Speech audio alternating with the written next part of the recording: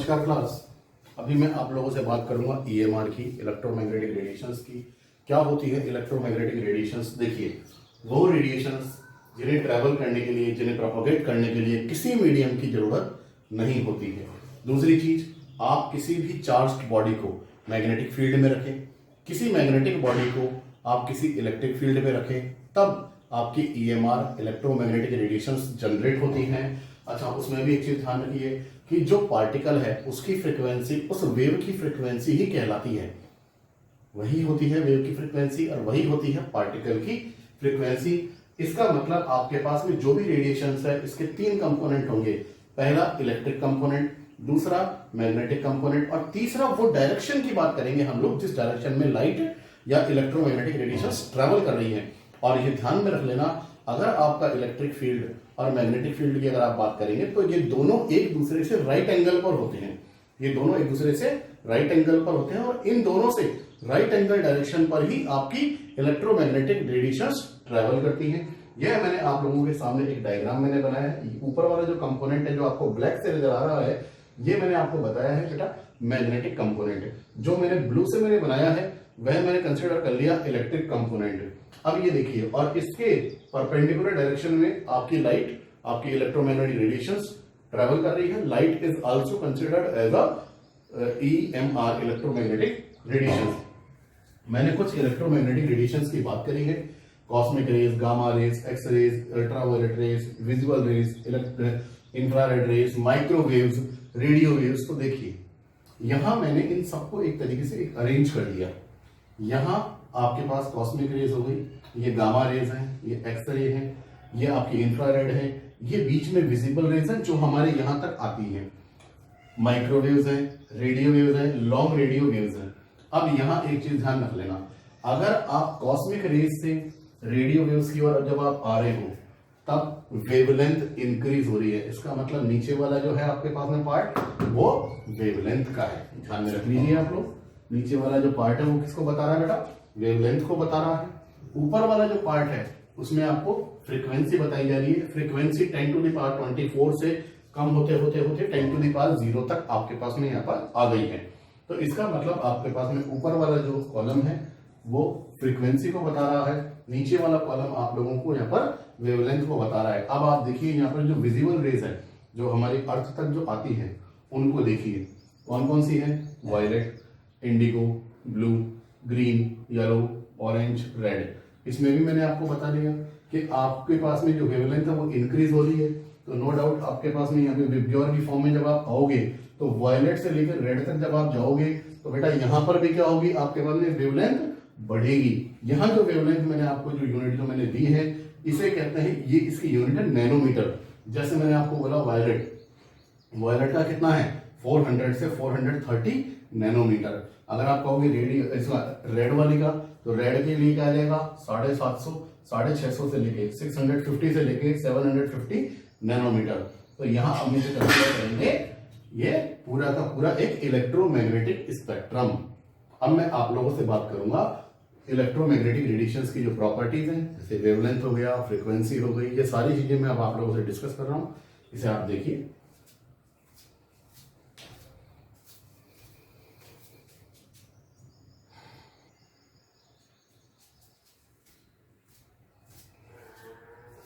Yes students, देखिए अब मैं आप लोगों से बात कर रहा हूं प्रॉपर्टीज ऑफ इलेक्ट्रोमैग्नेटिक रेडिएशंस। इसमें मैं पहले ले रहा हूं वेवलेंथ। वेवलेंथ किसे कहते हैं? हमने इलेक्ट्रोमैग्नेटिक रेडिएशंस को इस तरीके से मैंने ड्रॉ किया है। मैंने इसमें देखिए आप लोग, वेवलेंथ किसे कहते हैं?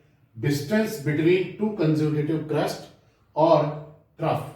तो इसका मतलब आपके पास में ये देखिए, यहां से लेके यहां तक की जो डिस्टेंस आपके पास में कहलाएगी ये वेवलेंथ कहलाएगी। इसे हम लोग लैम्डा से रिप्रेजेंट करते हैं। या आप इधर से इधर देखिए, यहाँ पर यह भी आपके पास में क्या कहलाएगी? लैम्डा। इसका मतलब दो लगातार, दो कंसेक्यूटिव जो क्रस्ट हैं या दो कंसेक्यूटिव ट्रफ, उनके बीच की जो डिस्टेंस है वह कहलाती है वेवलेंथ, दैट इज लैम्डा। इसकी यूनिट आप ऑंगस्ट्रॉम में, नैनोमीटर में, पिकोमीटर में, यानी जो भी लेंथ की यूनिट होती है वो आप लोग ले सकते हैं। 1 ऑंगस्ट्रॉम इज इक्वल टू 10⁻⁻8 सेंटीमीटर और 10⁻⁻10 मीटर। अगर हम 1 नैनोमीटर की बात करेंगे, नैनोमीटर मीन्स 10⁻⁹ मीटर और 10⁻⁷ सेंटीमीटर।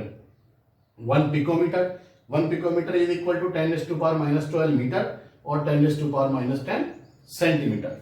अब देखिए मैं बात कर रहा हूं फ्रीक्वेंसी की। फ्रीक्वेंसी का मतलब क्या होता है?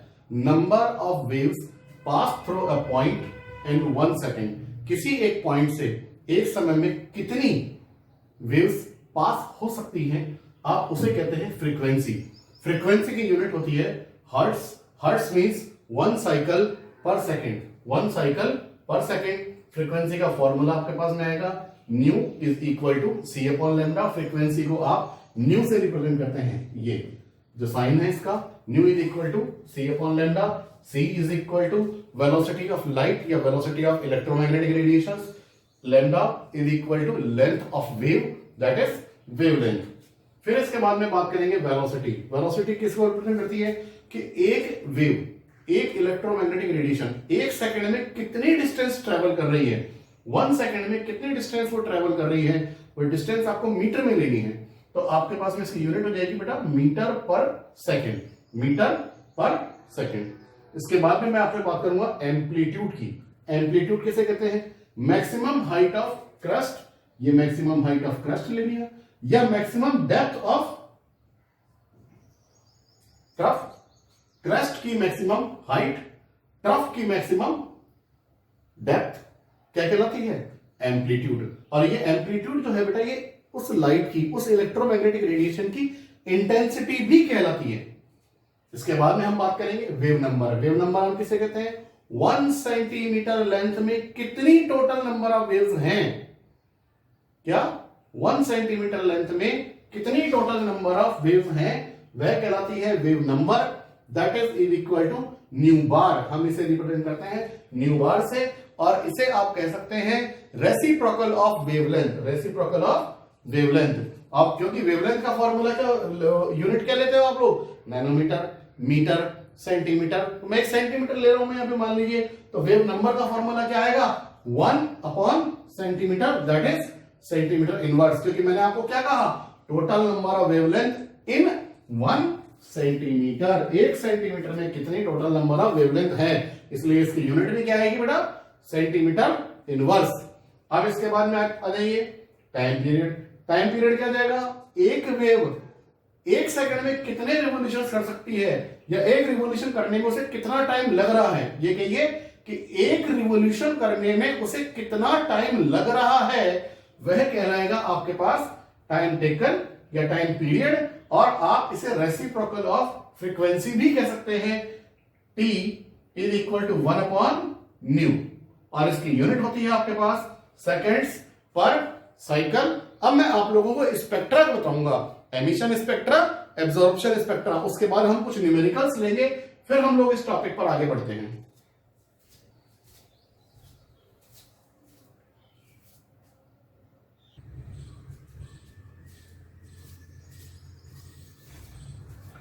देखिए स्टूडेंट्स, हम बात कर रहे थे स्पेक्ट्रा की। स्पेक्ट्रा बेसिकली क्या होता है?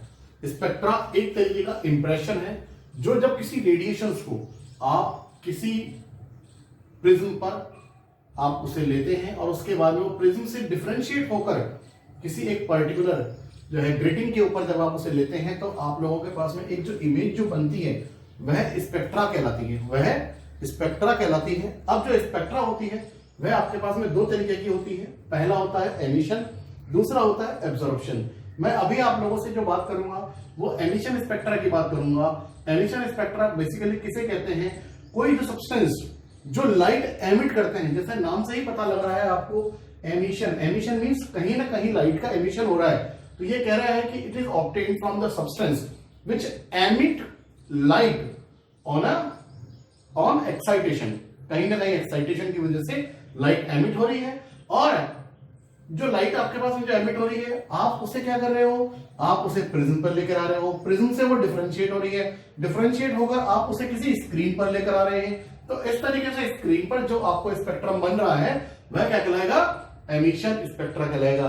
लाइट एमिट होने के लिए इसका एक्साइट जरूरी है, और एक्साइटेशन के लिए या तो आप हीट कर दीजिए या आप इलेक्ट्रिक करंट पास कर दीजिए। अब ये देखिए, आपके पास यहां पर भी 2 तरीके हैं आपके पास।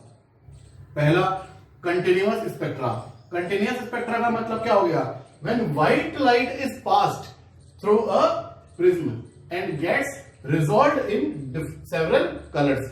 व्हाइट लाइट जो होती है आप उसे ले रहे हैं और आप उसे किसी प्रिज्म पर से पास करा रहे हैं, प्रिज्म से वो डिफरेंशिएट हुई, वहां पर डिफ्रैक्ट हुई और उसके बाद में आपने उसको लिया एक स्क्रीन के ऊपर, तो आपको मिला ये एक एमिशन स्पेक्ट्रा का, कंटिन्यूअस एमिशन स्पेक्ट्रा की आपको एक इमेज मिल रही है। आप यहां पर व्हाइट लाइट का सबसे बढ़िया सोर्स आपके पास में जो है वह है सन। आपको सनरेज जो भी आपके पास में आ रही है आप उन्हें प्रिज्म पे लीजिए और प्रिज्म के बाद में आप उन्हें किसी भी एक स्क्रीन पे लीजिए, तो आपको ये सारे कलर्स नजर आएंगे विबग्योर के फॉर्म में। वायलेट से लेकर और रेड पर, वायलेट की वेवलेंथ 4000 एंगस्ट्रॉम और रेड की 6500 एंगस्ट्रॉम। तो यहां ये देख लीजिए आपके सामने, यहां पर एक स्पेक्ट्रा मैंने बनाया है। अब अगर हम कंटिन्यूअस के अलावा डिसकंटिन्यूअस की बात करेंगे तो डिसकंटिन्यूअस में क्या होता है? किसी केमिकल की गैस या वेपर्स आप उन्हें बुनसन बर्नर या इलेक्ट्रिक आर्क में आप उन्हें गर्म करें तो आपके पास में जो रेडिएशंस निकलेगी आप उन्हें प्रिज्म से होकर पास करें। प्रिज्म से होकर पास करने के बाद में उन्हें आप किसी स्क्रीन पे लें तो आप लोगों को बेटा लाइन स्पेक्ट्रा प्रोड्यूस होगा। लाइन स्पेक्ट्रा प्रोड्यूस होगा। आपने अपने इस चैप्टर में 6 तरीके के आप लाइन स्पेक्ट्रा देखोगे। पहला लाइमन, बामर, पास्चन, ब्रैकेट, फंड और एक हमफरी। मैं आप लोगों से इसी डिसकंटिन्यूअस स्पेक्ट्रा की अभी बात करूंगा। आप इसे एक बार अच्छे से देखिए।